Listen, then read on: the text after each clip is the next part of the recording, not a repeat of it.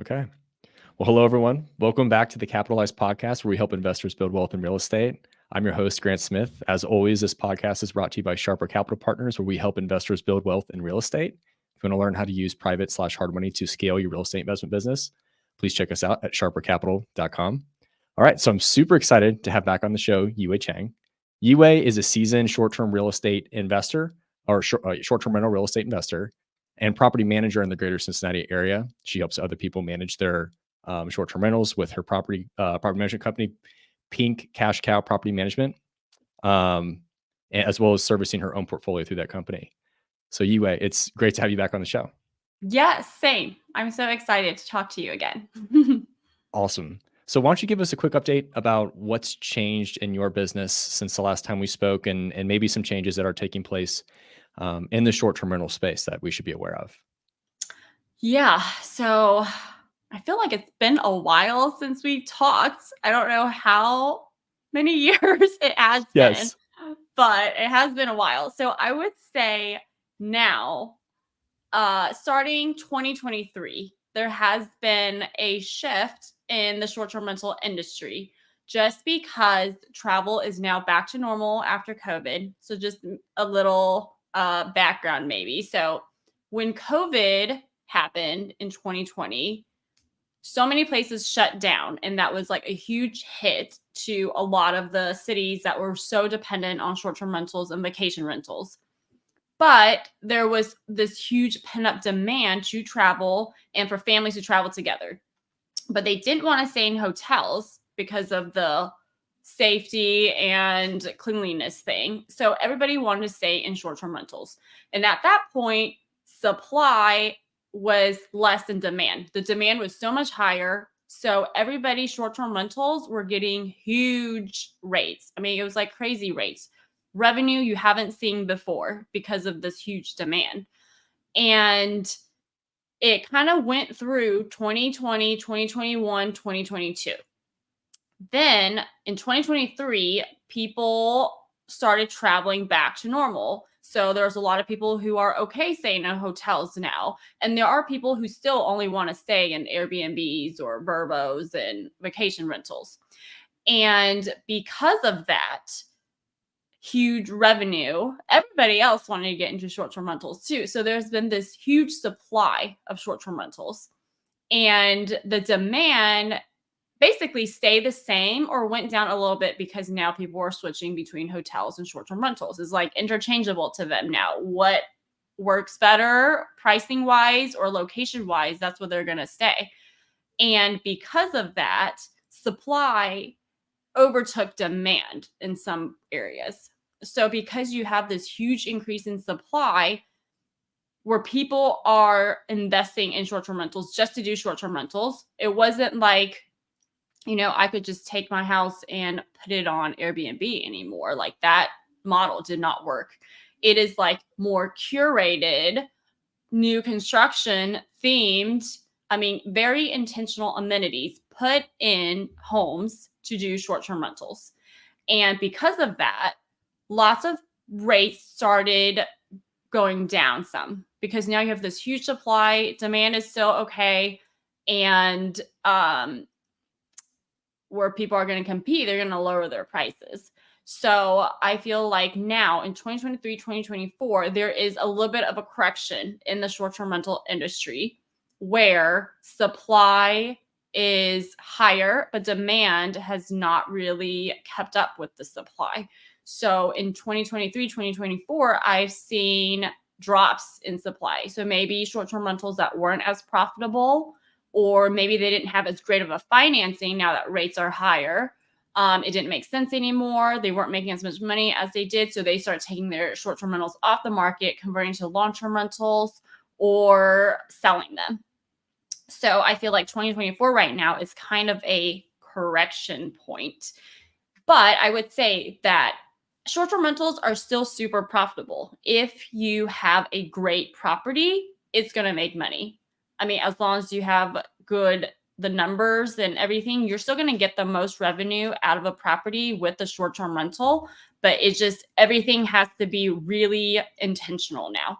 Like just the days of I'm just going to, buy some furniture on Facebook Marketplace and put it in this house and list it on Airbnb and the bookings are going to come in, like, doesn't work anymore, because there are other people who are more professional putting the initial investment in, and they're curating their property to do well in Airbnb.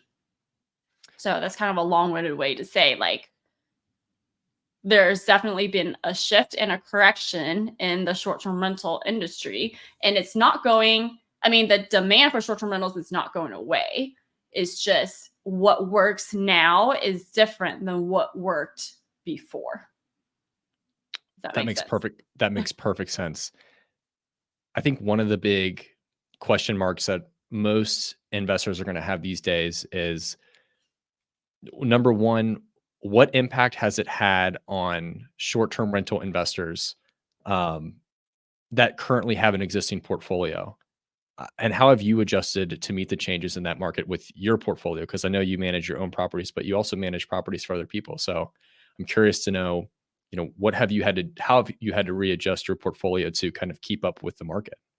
Yeah. So I would say now, as you take a look at your short-term rental portfolio, if you have multiple properties, I would take a look at, if you want to continue to do short-term rentals with those properties, I would take a look at how each property is performing revenue-wise and profit-wise, and figure out what you can do to improve that revenue or improve that profit. And that is going to be the key, because then you got to think, like, am I willing to put in the investment to do that? So that might mean, maybe there are things guests have brought up that you just never did anything about because it wasn't a huge problem. Are you willing to do that? Like, maybe the carpet is dirty and it really needs to be replaced, but you just never replaced it. But you're getting comments about it. It's not a deal breaker, but it doesn't look great. So it's like, is that something you're willing to do? I'm very big on being a numbers person, but also thinking about the guest experience too. So the numbers have to work for all of your properties. They have to meet whatever you want them to meet. And then, but at the same time, to get the high revenue and the high profits means you have to have guests who are willing to pay premium rates to stay at your place. And also, your expenses can't be too high. So if you're constantly having issues that are not fixed because you're band-aiding it, or you're not fixing it to root cause, that's going to eat into your profit. So, like, definitely take a look at the numbers and see if those work for you. If they don't, I would say just cut your losses and convert it to a long-term or sell it. Because if you're not willing to put the investment in, it's not going to get any better. Like, it's not doing anything about it is not going to change anything, So, and I did that same thing to all my portfolio. And I always recommend to owners, if there's anything I feel like they should improve, to either like help the revenue or help with the guest reviews, which really do impact the bookings. Because if guests are constantly commenting how much they don't like this or they don't like that, then it does make a difference, because you won't be ranked as high. Or people would come and they would be like, I don't like this place, and leave and ask for a refund. So it's just like a lot more work and effort to sustain a property that isn't up to standards of what guests are currently looking for. So what I always do is I look at what ways can I improve my property. And I do that usually in the slow season when there's like not too many bookings. Like in January, February, when it's like a lot slower, I would look to see what else can I do to update my property to be competitive now. Like, one of the things I did is when I started, I put like queen beds and everything. That was, I don't know why. I just defaulted to a queen bed. Maybe because I slept in a queen bed. I was like, everybody should be good with a queen bed. But no, like, people want king beds. So I'm going in and I'm updating different places that I have a queen and I'm updating to a king. Or I'm looking at what other guests are wanting, like more family friendly amenities, like a crib or a bassinet or anything that they're looking for as they travel, I'm adding those into my places so that I am on top of what guests wants. I have what guests want when they're looking to book, and those will actually like get bookings for me. Because I know if I have a king bed and there's a couple coming in and they say, I'm sorry, I'm not booking with you because I want a king bed with a TV in the bedroom, and that's a deal breaker for me, then I know I'm losing bookings because of that. So there are different things I'm doing to all my properties. And then for the ones I own, I'm not selling or converting them to long term because I still believe in the short term rental strategy. But I know some places that aren't as good fit for short term rental anymore because there's just like too many on the market, and guests have so many options and they're getting picky. So if you are maybe in a average neighborhood, but there are other listings that are in a lot better neighborhoods, a lot nicer, more renovated, they're going to stay there. So I feel like some things the market is going to tell you. And if the market is telling you this is not doing well as a short-term rental, then I would just switch that one. But those are the two things I recommend. Like, see what you can do to update your property if you're willing to put that investment in. If you're not willing to invest in it, then just switch and move on to something that works for you, whether it's a long-term rental, sell it, or like move that money somewhere else. Such a different dynamic, right, than your traditional long-term rental where, the property has to be up to the standard you want to achieve the rent you want at the time that someone is looking to rent that unit, as opposed to Mhm. the frequency in your business is just so much higher. Every single time someone moves out, the amenities might need to be improved or updated the next time someone comes to rent because the market is continuing to get more competitive and move.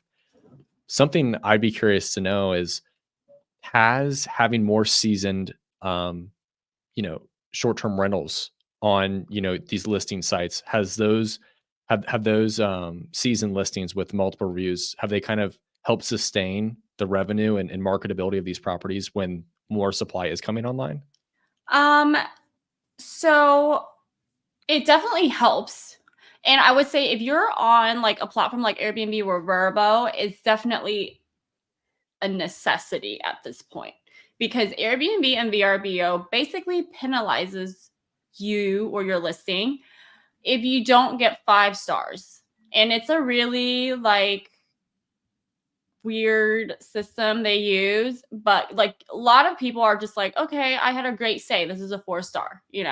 But a 4 star is a penalty to your listing because Airbnb accepts 5, and they're going to boost ratings that or rate, they're going to boost listings in the rankings with those who have 5 star reviews. So reviews are super important and they're like a necessity to rank high on search on Airbnb or VRBO. If you do not consistently have great reviews, it will definitely penalize you in terms of like where you are on search, but also guests will read it. Some guests may not care so much, because maybe they go to a restaurant and look at Yelp and it's like 4.3 and they're okay with that. But a lot of the experienced Airbnb travelers know that like you need to be super host, and that's 4.8 and above. And they always look for the higher ratings. So, can you still make money without good reviews? Yes, but you will have a lot harder time. It's going to be a lot more effort for you because when your review ratings go down, you may need to lower your prices to get boosted in search or get people to book to compensate for what the guests didn't like. And now you're attracting a different group of guests who maybe are just want a lower rate, or they, might be coming in and damaging your house because they're not going to take care of the house. So it's like a balance, but definitely reviews are very important.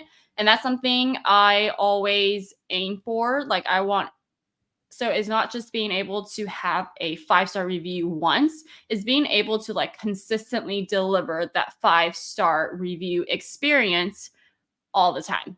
Because if sometimes maybe the first time they come, they like it, they want to come again and it's not clean, or they come again and it's not what they expected, they're not going to stay with you again. So it's like that consistency is very important. Any tips for obviously creating not just getting the 5-star review, but creating the 5-star experience so that obviously you're saying it's a necessity, and I can imagine it is. Any tips besides the whole package, which is probably the answer, but to help make sure that you're collecting those 5-star reviews and earning them? Yeah, so I would say the base is having a great product. So like having a great home, having great amenities, great beds, great mattresses, like clean everything. Second, above that is cleanliness. So the listing has to be clean. Um, and the way to consistently get that cleanliness is obviously number one, have a great cleaner, but number two, um, verifying that everything is done, having systems in place to make sure that everything is consistent. So, like for us, we do checks after the cleaners. And I love my cleaners. I think they are great cleaners. I don't have any complaints about them. I think they do the best they can all the time. They don't have like a bad intention of like, I'm going to cut corners or anything, but everybody's going to make mistakes.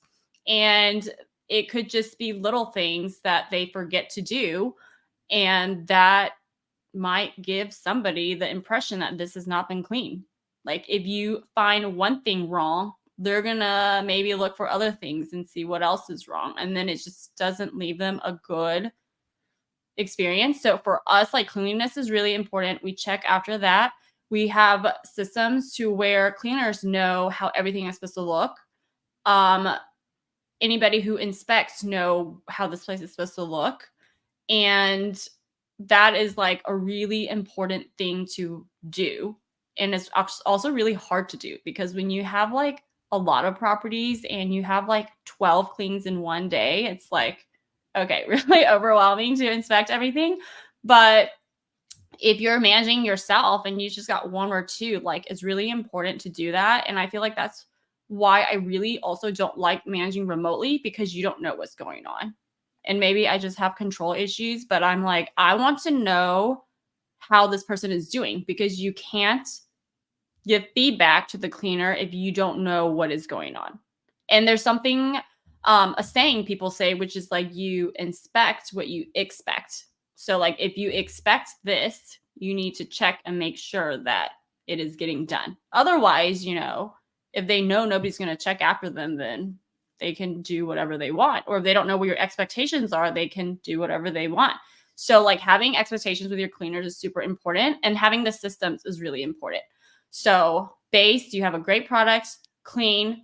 On top of that, your communication. So like if the guests have any questions, or if they are coming for some event, like being able to just be personal with them is important. I feel like that makes them feel like somebody is listening to what they're saying, and it's not like off topic. Like they are saying, oh, I'm coming in for a funeral or something because my sister-in-law passed away. Like, and you send them a automated message that's like a smiley face with all these other things. Like that might not be like as sensitive. I don't think they'll hold it against you, but just having that like personal connection is so important. And then also responding in a timely manner. Like if they have a question, answer their question. There's been times when I've messaged hosts and they don't respond to me for a while. And I'm like, and I've learned myself too that if sometimes there were times when I don't respond to people in time, and guests don't have the patience to wait on you. Like if you don't answer their question, they're going somewhere else. They're going to stay somewhere else where they are going to get a response, because like people have been trained a lot on this, like I need to answer and I need to answer now. So like if they're not getting their answer, they're not staying with you. They're going to go stay somewhere else. So that is also very important, is like being on top of communications with the guests, and also just being open to what the guests have to say. Like sometimes you might not like to hear it, and it always sucks hearing like negative things, but if it's becoming a trend, I would take it seriously and say like, okay, I need to do something different.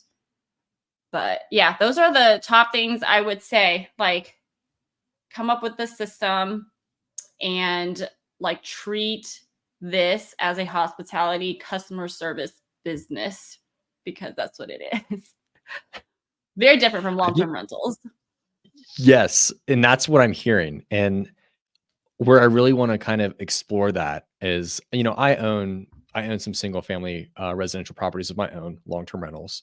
I own them with Mhm. a partner and he manages them for me. So I'm not even that involved with that side of it.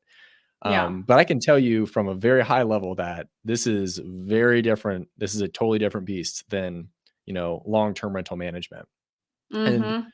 so you started to kind of give some insight as to what your processes and checklists and things of that nature look like. And, I don't know if we can go through everything in this meeting, but I would like to explore at least maybe some of the headliners of like, what are the different processes you have set up in your business? Who's responsible for them? Is it all you, or have you outsourced it to vendors, or do you have VAs, or do you have people in house working? Um, Yeah. and just get a sense of what does it really look like to manage, a portfolio of short-term rentals.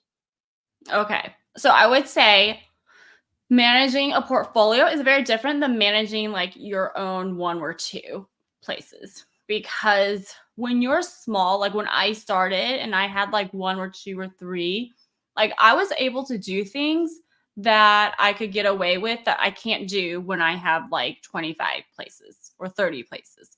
It's like I can go in there and maybe if something was wrong that day, I could be like, okay, I myself can go do that because it's right there. It's one property. I can go do things for this guest that is a one off. Like you can do all these one off things. But when you have like so many places where it's like hard to keep track of like, all the different things, like having the systems is really important. And I just have to say, I am not a systems person. So Jared is the one who develops all the systems. And that has been like super helpful because before I did that, I was like running around all day. I was super irritated. I was like driving around to all these different places. I, wouldn't eat at the right time. So I was like super hangry all the time. And then I felt like I just went through the whole day and did nothing except like run errands all the time. So now the way we do it with a portfolio of places is there are different things I've tried. And I know like everybody has their own opinion on like what to outsource, what to keep in house, and who to hire. And there's so many people out there saying, you can manage your short term rentals in just 2 hours a week and not spend any of your time or something. That's just not my philosophy. Like, there are certain things I feel like I'm going to keep in house because I feel like that is the core of short term rentals.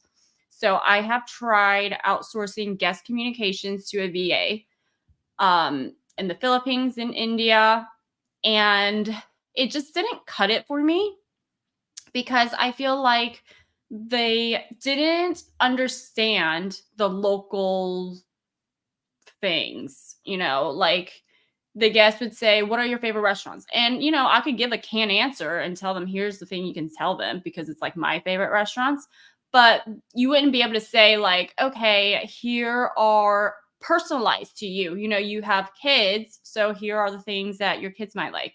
Or you want to be by the zoo, and here's the different things you should do.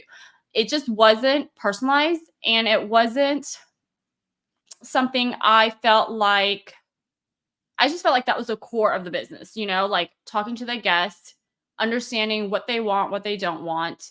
And if this property didn't work out, being able to recommend a different property. Or if they want to stay longer, because I feel like guest communications is kind of a sales position at the same time. Like you want to answer their questions, but you kind of also have to understand their psychology and know, like, okay, if this isn't available, maybe they'll take another one or recommend alternative options. And I didn't see that with the people I used. So that I personally do. The other things I personally do is like all the bookkeeping. I do most of my QuickBooks still. I have like a bookkeeper that helps, but like the finance part I still do. The things that I outsource is all the cleaning for sure. Like I have really great cleaners. And I also have a W-2 employee who helps with all the boots on ground stuff. Um, Going to all the properties, restocking all the things, and bring different things to guests if that's needed. And, trash cans, like taking the trash out, taking the trash back in, like all those stuff. Like she is very good. She's very detailed. So I feel very good about her doing that kind of task. And I used to have cleaners in house and I stopped because I did not want to keep track with like, what are their hours? Like, where are they right now? Like location wise. And, I just felt like I have a very good system now with like the pay and they're very like self-motivated. So they do their own thing. They show up on time. So I don't feel the need to bring it in house because I feel like that's just like one more thing for me to do. And I like to keep things very simple because, I'm more about like, you want to run this business to make a profit, not to like delegate everything that you have to do. So those are the things I mostly delegate. Obviously, like any handyman stuff, I have like a handyman who does things, HVAC, like all those stuff, maintenance and repairs are contracted out. But the core of the business where the money is in terms of guests, guest reviews, like understanding what guests want, doing the schedules I still do because I like to basically figure out like who is doing what, who is taking what days off. It's just like easier to do it centrally. So those are the things I do, like anything money wise, anything guest wise, and then the day-to-day scheduling. A lot more Yeah. computer stuff, I would say, like on my computer, on my phone all the time. More flexibility and still gives you the opportunity to meet your customers, your clients, exactly in the most important seat, which is like the customer experience, right? Mhm. In terms of communication. And we find that Yeah. too, on our side of the business too, that when it comes to components of the business that we're comfortable hiring someone for, they tend to be the things that don't require interaction directly with our customers. Just just from a pure fulfillment, and we control the experience, right? Right. Yeah. I think that's really Um, important. And then also things that you can actually like put in a system and explain to somebody how to do it. Like, because before when I started, I hired somebody, but I didn't really have like how to do all this stuff, like organize. So I don't think that helped either. Because some things was just like hard to do, like hard to like put in a piece of paper. This is what you should do when you talk to guests. I mean, I feel like some of those things, it's like there's so many variations, like if a guest want to check in early, there's like all these different factors they're gonna have to look at. Like, is the cleaning done? Is the inspection done? Like, do we need to go in there and do some maintenance stuff? Like, is there somebody checking out the same day? It's like so many different things where it's like it's hard to train like that type of work. But if it's like counting how much toilet paper, counting how much like inventory stuff is left. Like that can be trained, I feel like. yes, it's like a binary versus the semantics, right? It's Mhm. like how do you when the end result and the process to get that end result is very clear, it's easy to delegate. Yeah. But I mean, how do you write in a variation to your canned message where if it's a mother, in town visiting her in-laws and she wants to go to a nice dinner, but the kids can also have a good time and they're somewhere on the east side of Cincinnati, like you know, what are you going to do in that situation? And so I agree with you that that's a huge undertaking to try to figure out how to outsource that. And I don't really know if there is a way to do it other than to have someone locally that might be privy to that, privy to the local community, Yeah. and understands our culture and, Mhm. all that sort of thing. So um, that's definitely a huge hurdle and something that, I'm going to be interested to see if you choose to solve it at some point, how you go about that. Yeah, I've thought about that too. I was thinking I would like to hire somebody locally to do that. But I just feel like it needs to be a certain, because I also want to pay them enough to where it's worth them, to take on this job. But at the same time, I don't want to like overpay and be like, okay, now my business isn't, making so much money because I'm doing this. So it's kind of like a balance at some point. Eventually, I would like to hire somebody locally. I'm just a big fan of hiring somebody locally. Even my VA is actually local. She works like she does all our receipts and all that stuff. But I'm a big fan of that. Nothing against like VAs anywhere else, and I'm sure there are like so many great ones. It's just that I have not found any that worked for me, and that could just be my problem with like hiring or what I'm doing to hire them. But I always just prefer someone local because I want them to see the house. Like when they're talking to the guests, I want them to know. Like when the guest says, "Where's the wine opener?" I want them to know, like, okay, it is in this drawer next to the sink. Like that's where it is. That's not something I can like train a VA to do. Like people have said, oh, you could do videos and stuff, but I'm like, you know what? Guests move things around. Like it might used to be there, but now it's not. It's missing. Like what, you know? It's just for me, it's something that is hard to just put in this like canned square. Like this is what you do. So Yeah, for sure. And again, that's one of those things as a business owner that, I know you'll figure out at some point, or you'll free up resources elsewhere so that, that's more of your time that can go towards those things. mhm. But I am curious because, I mean, you've built, I mean, you have vendors around you, you have someone on staff, you have a VA. I'm curious, what's the goal for, your business and your real estate portfolio? I mean, they're obviously intertwined, but not always because you could just be managing property. Where would you like to see your business headed here, not just in 2024, but really over the next 5 years?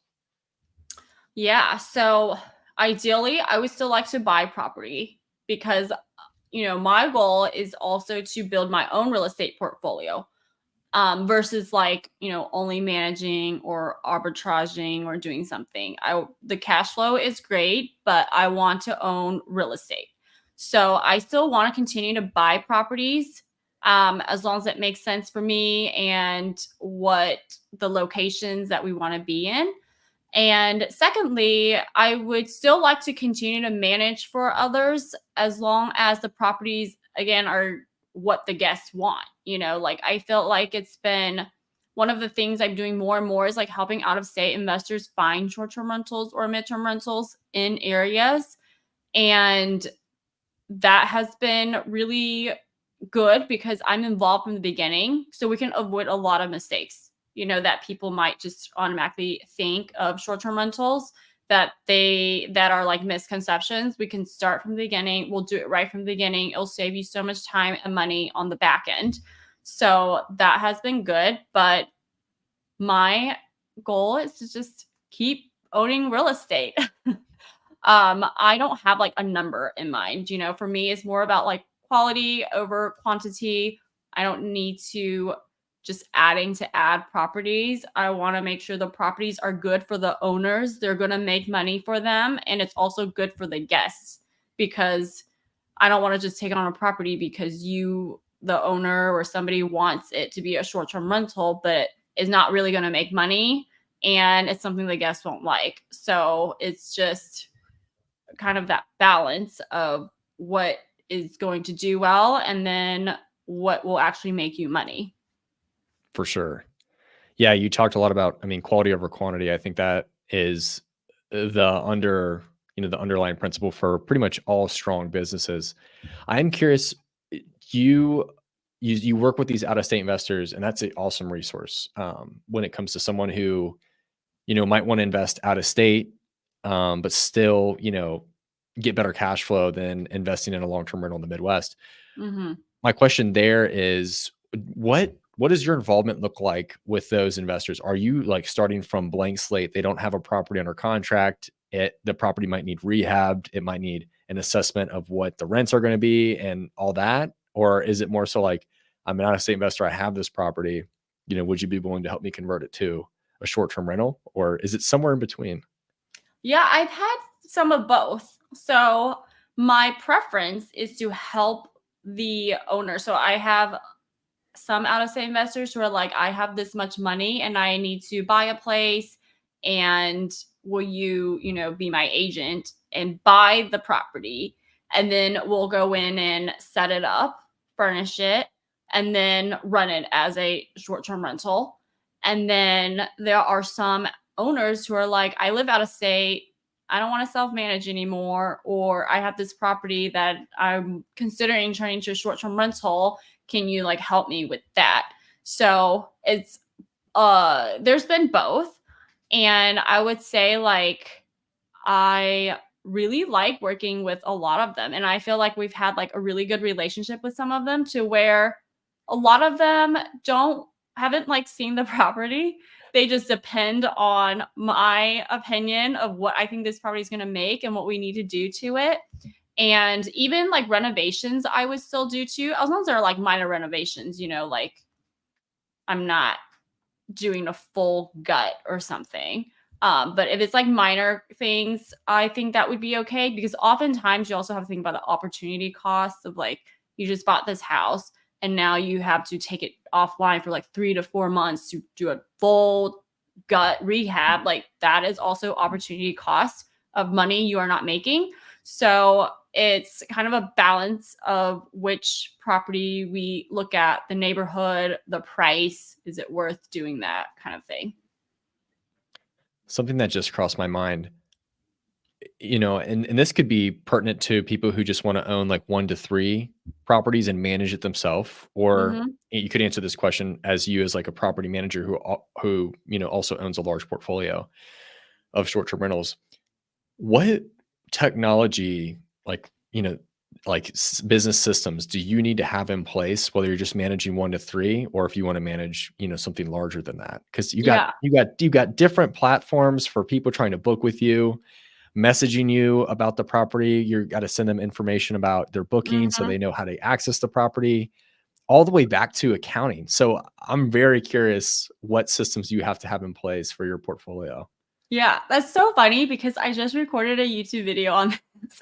Like, if you have less than 5 or 10 properties, like, here are the different software you should have, and then the different smart home tech you should have. But basically, I would say if you are managing yourself and you have like 1 to 3, it's going to be more manual and it could be okay. Like if you just want to save on your costs because property management softwares aren't going to be cheap. Like there's like 3 types of softwares I always recommend. One is the property management software. The second one is going to be the cleaning management or inventory management software. And then the third one is going to be a pricing software. And then you've got your smart home techs that you need to have. Whether you are local or remote, I just recommend you do that anyway. And that is going to be your Wi-Fi controlled door lock and a camera and also a smart thermostat, which I mean is not a necessity, but it's like good for you to control the temperature when a guest isn't there, not to like monitor the guests at what temperature they have it at. But it's just good to, have a pulse on what's going on in your home when a guest isn't there. And I would say if you have 1 or 3 and you want to save on costs and you don't really need a fancy software. You don't need the Rolls Royce of softwares. And I'm a big fan of being simple. Like you don't need very complicated things because in short-term rentals, there's a software for everything. I mean, there's like software and tech, like physical technology things, hardware you can install for everything. And you don't have to buy all of that. So I would say at 1 to 3, I would go with a property management software. At 1, maybe not so much. You just got 1. But if you want to get to 5, I would get a property management software. That is going to sync everything between all the platforms. Because when you start out, you might just be on Airbnb and you may want to add on Verbo, which is fine. But with a property management software, it does get a bit complicated because you do have to take payments on your own now because Vrbo is not going to take payments for you. So you have to be aware of that. But also, it's very helpful because it will avoid problems that you may have because without a software, you're manually updating things. You have to go on Airbnb, you're manually updating your listing, you're manually updating your pricing unless you have a pricing software. And then if something books on Airbnb, you have to manually make sure that it's blocked off on Vrbo or some other platform you're on. And the biggest issue I see is like double bookings, because if you get a booking on Airbnb, maybe you didn't have time to block it off, or if you use the iCal link, which is a free way to do it, it syncs every 3 hours. So if it books on Airbnb and the 3 hours it didn't get over to Vrbo, like you have another booking there. And now you've got 2 bookings for the same time. So a property management software will solve that. That's going to be really helpful. A property management software is also going to be really good for like automated messages, because Airbnb does, but Vrbo does not. And it'll also like allow you to expand to other channels. So I would say if you would like to grow, that is what is needed. Have a PMS and find one that is simple for what you need and stick with the simple one first. For me, I didn't go with a PMS until I was about 10, which I probably wouldn't recommend anybody doing now because it was like so manual. But I would start earlier. I would start at 5 if I knew I was going to get to more. And now I have a more robust PMS. So like if I just have 1 or 2 or 3, I wouldn't recommend, getting a super robust PMS because it has functionality you don't really need. So there's like so much software that you can buy. It's crazy. And then the other thing is like a cleaning management. So a lot of people use Turno, which used to be Turnover B&B, to find cleaners, which is fine. I have my own now as a portfolio of using a specific software called Breezeway, where I have control of the cleaners. I have control of like what everything can be at each property. So that is really important for me. That's like my number 2 software. And then pricing is always important because you don't want to use smart pricing. You don't want to use Vrbo's pricing. You want to have a third-party algorithm pricing software to use. And as you get more, like for me, at a portfolio standpoint of like 20 plus properties, you definitely want to have automated lock software codes where they send the codes to the lock, so you don't have to like manually do that. I also do a lot more direct booking now. So like my payment processing, my direct booking website, like all of that is more stuff that you really don't need at, 1 to 3, unless you're like bigger, So it's kind of like a very detailed way to say like, you don't need that much stuff. I would stick with the 3 software and then the 3 hardwares. Awesome. And I mean, do the property management softwares, do they integrate pretty well with all of the other softwares that you need to go in tandem, whether it's your payment processor or, your text automation, or does the property management software kind of encompass all those things in one? Yeah, so the property management software is like the hub of everything. It's like the brains of your computer. So everything has to connect to that software.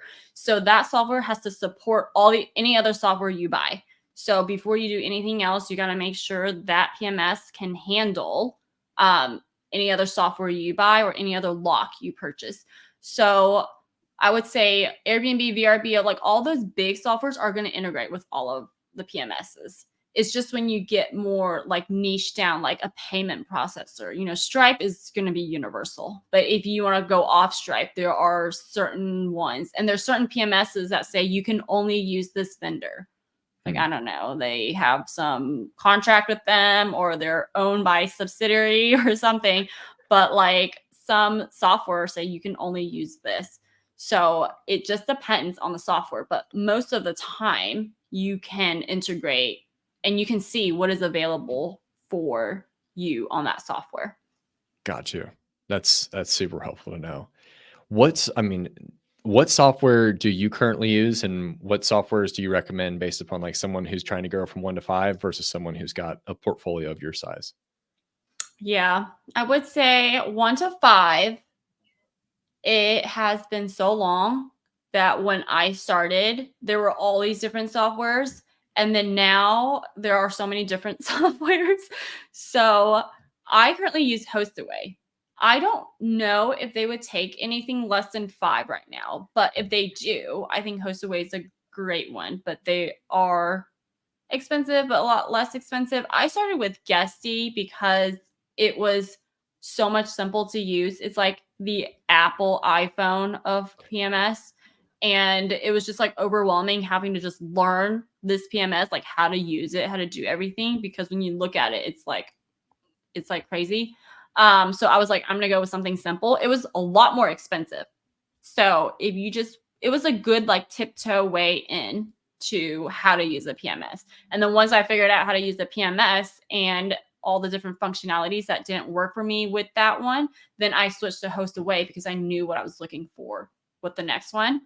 So I would say you can get free trials on so many of them. You can try Guesty. I think Guesty for hosts is 1 to 3, and you manage it on an app. It's like supposed to be a lot easier to use, so you can try that one. If HostAway allows less than 5, I think that would be a good one too. A lot of people like OwnerRez, and I do not because it's clunky and I don't like clunky things. Like it's already hard enough to figure out like how to use this PMS, but you got nobody to ask questions to, it's not like you can call customer service. It's like you got to figure out like what exact is not intuitive. So I don't use it. I'm sure it has great functionality, but when I was switching, I looked at it and I was like, okay, I'm definitely not using this. I need things that's like intuitive and easy to use. So those are the top 3: Guesty, OwnerRez, and HostAway.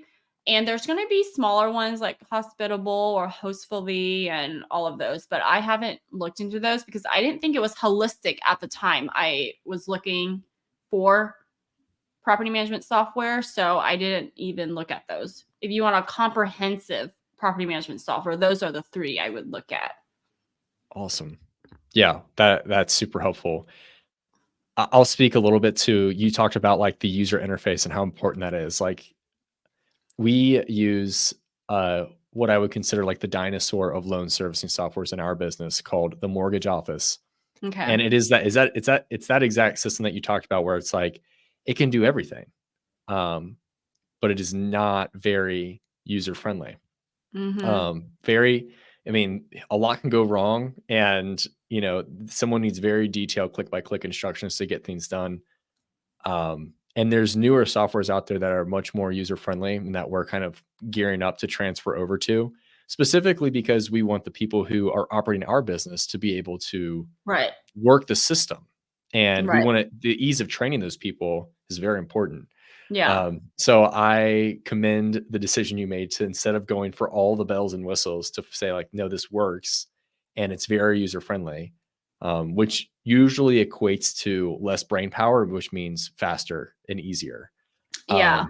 So I kind of commend that decision. I wish I would have made that one earlier and in my business, but I'm coming around to it now. Something Yeah, that, it's like hard because when you first start and you're like trying to figure out which software to use, you don't really know what you're looking for. So like the first one I used, Guesty, I was like, okay, I can understand this. I can understand how to create an automated message, how to, how owners can look at their like I can figure that out. But some of the other ones, it's like, yeah, they could do a lot of things, but they're just so hard to use. And I'm like frustrated just looking at it. And I'm like, this is not going to work. If I hate using this, like, this is terrible. I can't just be mad every time I open the computer. So then I feel like HostAway is a good like middle ground. It does everything. There are definitely more software, like people who have 1,000 properties. There's like a different type of software for them. I forget the word for it, but it's like more it's just for like people who have more not commercial, but there's just like a bunch of properties. yeah, There's those that they do a lot more functionalities, which you definitely don't use because they require like a minimum revenue amount. I think it's like minimum revenue of like $1 million or 1.5 or something like that to even use them. But yeah, the software, And if you're still growing, let's say you have like 10 and you're going to get to like 20, 30, 50, like you better switch to a software you can grow with at 10 to 15, because when you have a ton of properties and you're trying to convert from one software to another, it's a pain in the ass. It Yes. takes months to do that. And it's just so much to like onboard and offboard and move things over without trying to like disrupt what's going on. So that's Yes. another thing why I'm just staying with HostAway for now.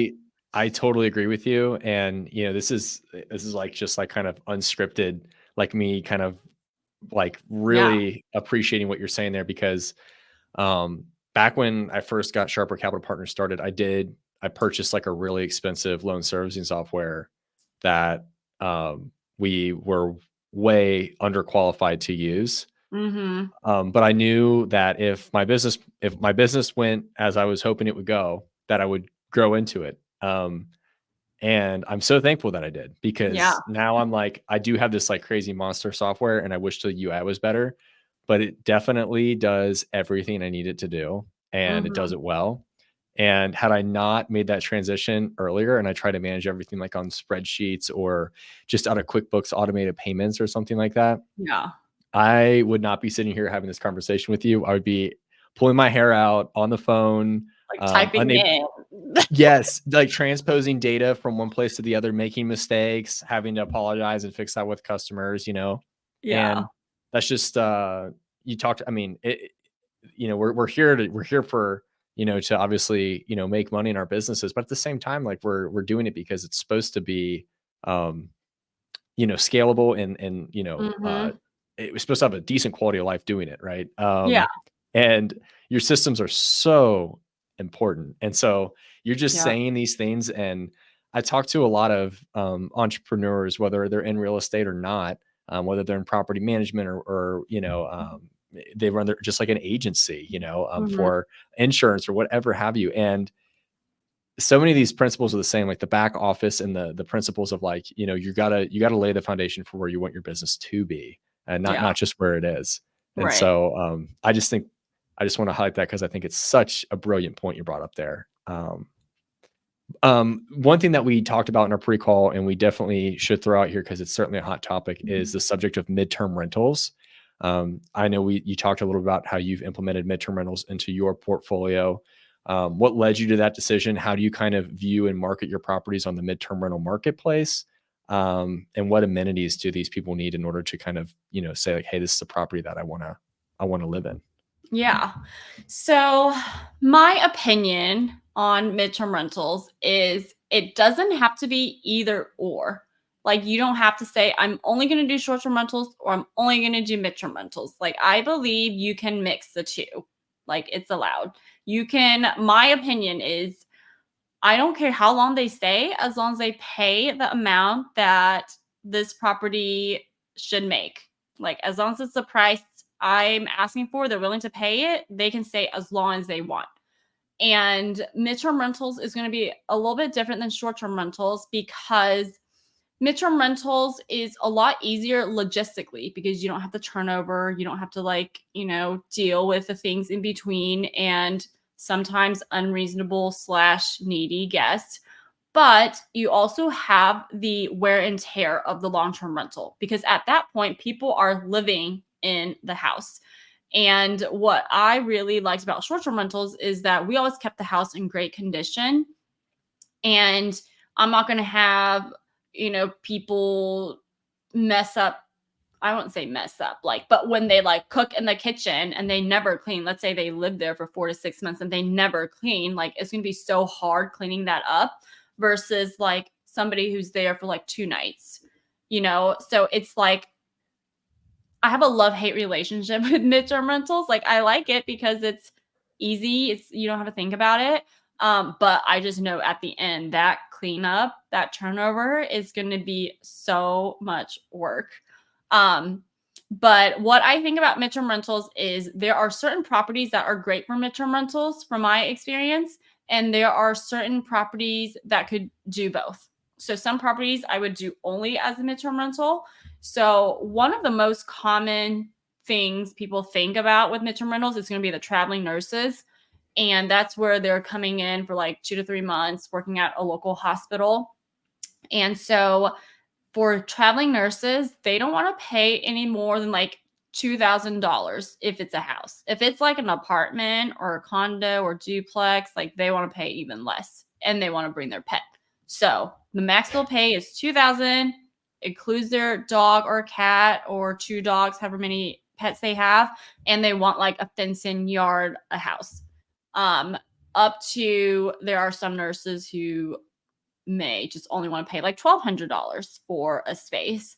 Most of them are not renting by the room. There could be some, but I feel like most traveling nurses don't want to rent by the room anymore. It's like they need to have their own space. So certain properties do well for that. So I feel like fourplexes or certain apartment buildings do, because you have that long-term rental. You could do a blend of the long-term rental and furnish it and get more. So if you have a 1-bedroom apartment, 1 bed, 1 bath apartment, maybe long-term rent is $800, but now you furnish it and maybe you can get $1,600-$1,700. Like that could work, But if you have a house that is a 1-bed, 1-bath house that is maybe $200,000, it's like, I don't know if $2,000 is really going to cover all your expenses at that point, because you have a lot of expenses that come with the house and an apartment where you can like evenly spread out all the costs. So for traveling nurses, that's what I typically recommend, is like you want to do a multifamily or you want to do something where $2,000 is, that's what you're going to get. So make it work with that number. The other thing with midterm rentals that some people do not know is there are a lot of people coming to Cincinnati either because they're relocating here or they're in between houses or they're here for work. Or they may have like some issue with their house and now they need a temporary place to stay while things get fixed on their house. Those type of people are looking for single family homes and they're looking for bigger homes because they either have a family, they may have pets, or they're used to living in a bigger home. So they don't want to like go downsize to a 1-bed, 1-bath apartment. They want like, I would say the best size for that is going to be like a 3-bed, 1-bath, a 3-bed, 2-bath. Like that's just what they want because they want the space. And those homes are, it's kind of hard to find guests for midterm rentals as consistently as it does for short-term rentals because there's a platform for it. Anybody can go on Airbnb and know that they're looking for a short-term stay. With midterm rentals, there's not really a platform yet. There is Furnish Finders, and it's mostly geared toward traveling nurses. And I think some people are starting to try to do more like bigger homes on there, but it's still a lot of just traveling nurses. So a lot of people go on platforms like Zillow or it's still more of like a connection business, like you have to go find somebody, maybe like a construction company or people who can feed you the business. It's not like a platform yet, which is what I think is the hardest thing about doing midterm rentals only is like, you're either waiting for something to happen to somebody's house in that area that they want, or you're like not getting that much rent because you're hosting like a traveling nurse and it's like $2,000 or something. So I like to do a blend of the two, like short-term rental, just more options out there, the better. No need to limit yourself. Like do a short-term rental. If a midterm rental comes along, then I will do a midterm rental. Awesome. We talked about what's changed with the market for short-term rental, and that's great insight on midterm rentals. I know plenty of people that are hoping to kind of not expand in that space, but they like the idea of, okay, maybe I don't have to have the finesse of the hospitality business while I can also get higher rents with a longer stay. So where do you think the if you had to take a guess over the next 5 years, where do you think the short-term rental space, or we have said 5 years, over the next year, where do you think the short-term rental space is going to kind of end up? We know we're in this situation of oversupply and demand is still strong, but just not as strong as supply. How do you think this all kind of plays out? Yeah, my theory is there are still going to be not profitable supply coming off the market. There's still going to be people who are going to take their short-term rentals off the market, but there's still going to be people who may still come on into the market. So that supply growth is going to slow down because rates are higher. Investors are like, it's hard to make it work as a long-term rental. The only way I could actually make it work is with a short-term rental. But it can't just be any short-term rental can make money now. Like it has to be very intentional short-term rental, like top of the line short-term rental now to be able to capture the guests and that revenue. So I think 2024 might be the same as 2023. Like your revenue for the short-term rentals might be flat, or I would say more like flat. I think eventually when people are okay traveling again, or when the supply has come down enough, that the demand will still go up. Like in the long term, I think short-term rentals is still going to be here and it's still going to do well, but I wouldn't recommend just doing short-term rentals if you're not serious about it, because there are going to be people who are going to be serious about it and they're going to take it professionally and they are going to like come in strong. So you can't just be like, this is a convenient solution for me, so I'm just going to put it on the market. Or, even with midterm rentals, I'm hearing a lot of really experienced operators who only do midterm rentals say like the supply has increased in midterm rentals because a lot of people want to do midterm rentals because they hear, like you were saying, oh yeah, you can make short-term rental money without doing that kind of work.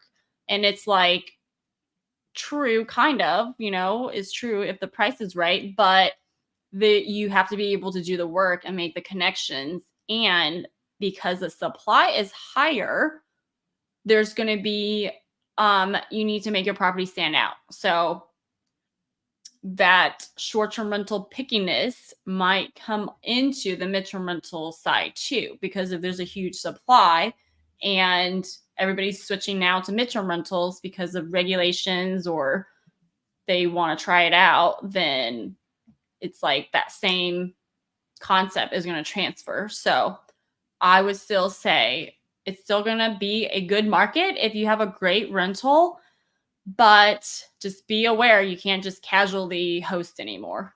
Like it has to be like very intentional and very like guest focused. Got it. Awesome.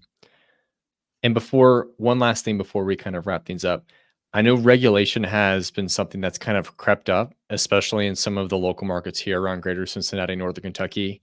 I think one of the things that really shocked me was, the city of Newport kind of just almost doing away with their short-term rentals altogether. Um, Mhm. how do you kind of foresee regulation surrounding the short-term rental space playing out locally? And then if you have any opinions nationally as well, I'd be curious to know. Oh, I think that's going to be hard to say. Like, I know locally, like Northern Kentucky has been very hard with short term rentals. And because whether it's right or wrong, there's this perception that a short term rental is taking away housing from normal people. And I don't think I like 100% agree with that, because I think there's pros and cons to each. Like, for example, in Palm Springs, it's like a huge vacation rental market. And then the city cracked down and said, like, okay, I'm going to limit you now to these number of permits you can have per neighborhood, per city, per within a certain square like distance with each other. And they did that. And because of that restriction, housing prices came down so much. Like the days on market came down so much. So it's like people's housing price, it was like the investors and all of them driving the prices up to do short term rentals. It wasn't the local people there with, no place to live or something. But there's like benefits to doing it, and I don't think short-term rentals is like the bad person. I'm not against regulation, but I think it just needs to be reasonable regulation. Like city of Cincinnati has regulations, and like Columbus have regulations. So like in places where regulations are already established, I think it's less risk for you to do short-term rentals. But if it's not established, then they can come up with regulation that is like against you. Places like Dallas, where it used to be allowed and now it's banned, is like under a lawsuit right now. So we'll see what happens. Because the one principle I don't really agree with is like why you can regulate housing where people stay less than 30 days versus people who stay like more than 30 days is like a different set of rules. It's like, what is the difference? Like one is Yeah. just staying shorter than the other. So there's always going to be that back and forth. But I think there's pros to having short-term rentals, like not just people coming in the area. They're going to support the local economy. You're supporting the local cleaners. It's also helping with the home prices in some areas. So it's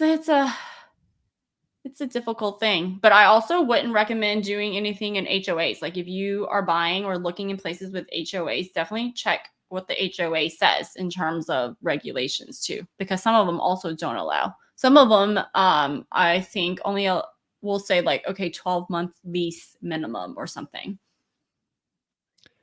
I think you hit on a bunch of great points about, maybe some of the misconceptions around the regulation. One of them being like how good it is to have tourism or traveling in your city or state, and just what that consumption brings into your local economy. And Yeah. we had this whole conversation about like, okay, like what, how do you stay competitive in this marketplace? And the premise is take great care of your property and service your clients tremendously. And that comes at a price for you as the operator. So these properties are going to be well maintained in theory. They should be very well maintained. And, they're going to be, yeah, I mean, they're going to be, vendors in place to help service these properties and make sure they're well taken care of. So, Yeah. so Like that I I think, even heard like Myrtle Beach came out with this new thing because they're very dependent on tourism.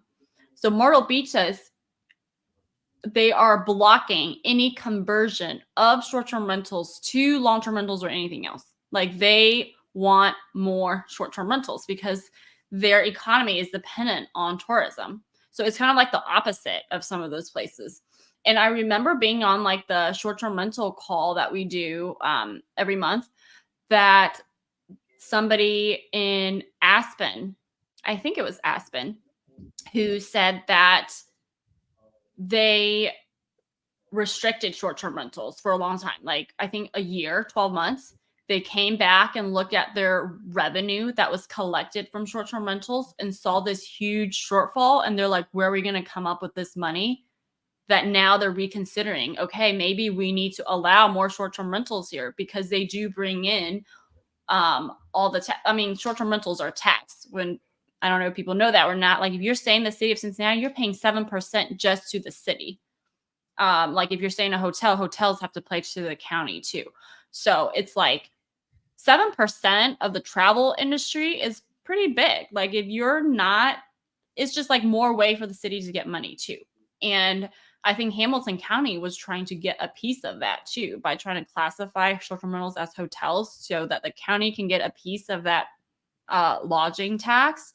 But it's like, you can't just want it because you can get the revenue, but then not support it in other regulation ways. So I think people are starting to see the impacts of like if they do reduce short-term rentals.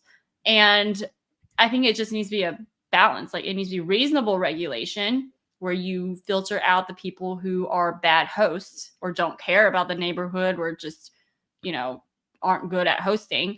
But you also want to make sure it's like you get the benefits of that too. exactly. I think you summed that up super, just exactly how it is. Uh, it's almost as if, you're not wanting to meet the population with where it's at. And the truth is, if you give someone the option, priced at similar price points, and they can stay in a home versus staying in a hotel, most of them, will probably want to stay in a home. Yeah. Um, and to not kind of be adept and be up to date with what it is the consumers are preferring just means more people are going to try to lodge north of the river as opposed to south of it. So Yeah. I don't think that yeah, I don't think that regulation should really have a huge component to play, but obviously it always does, right? And they're always trying to Yeah. make sure that the regulation that should be in place, right, is just making sure that the people that are providing this sort of lodging know what they're doing and are doing it well. And I think Mhm. that's kind of fair across the board. Um, okay, well, before we get out of here, is there any call outs that any of the listeners could reach out to you and help you with your business, or is there anything you need right now that is worth sharing with our audience? Well, if you are looking to purchase short-term rentals in Cincinnati, I would always recommend you work with an agent who is familiar with short-term rentals versus just an investor-friendly agent, because the nature of short-term rentals is very different than long-term rentals or multifamilies or apartments. So if that's something you're interested in, I definitely help people purchase homes too, but I would just caveat it and say, like, it does take time to find the right property. So just be patient with that. And then also, if you want management in Cincinnati, I can help with that.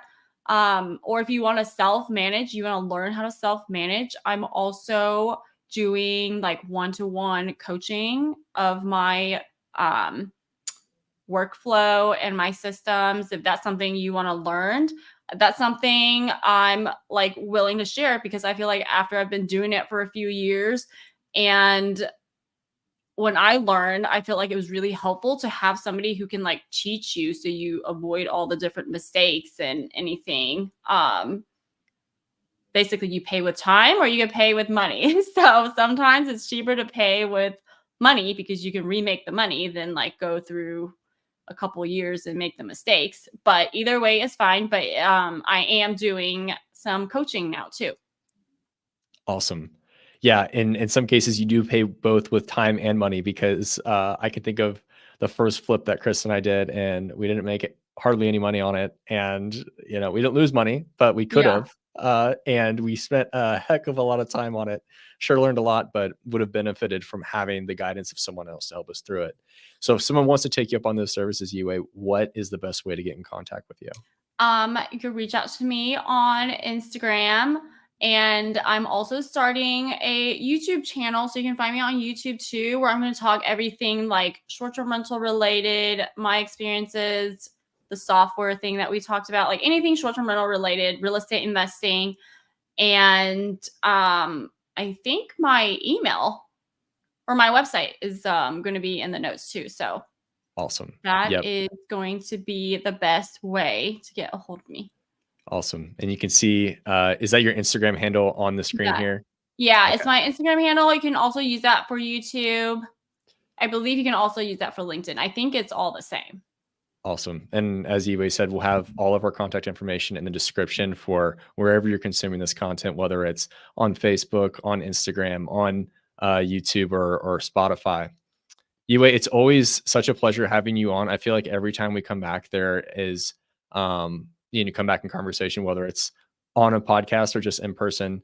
There's tweaks, there's improvements, there's changes that have been made to your business, and it's so fun to see it grow. And whenever I think of short-term rentals in the greater Cincinnati space, you're the person that comes to top of my mind. So I just want to say thank you so much for coming and sharing your time and your wisdom and your expertise with our audience. Well, thank you. I am so glad to be here. I feel like the time goes by so fast. Like, has it been an hour? What Yes, time is it? we're at an hour and 13 minutes. It does go fast. We have a blast on here, and the conversation just rolls easy. I feel like we could I go for another know. hour, but I'll be seeing you at our meetup here shortly, so we'll be just Yeah, continuing in this. May. In May. So if Yes. you're in Cincinnati, then come to the meetup in May. Yes, absolutely. Awesome. Well, again, thank you for being here, Yiwei. For all the listeners out there, this is the conclusion of the Capitalized podcast. If you would please leave us a raving review so we can continue to share our message of helping investors build wealth in real estate and get more awesome investors in our communities. That'd be super great. Thank you.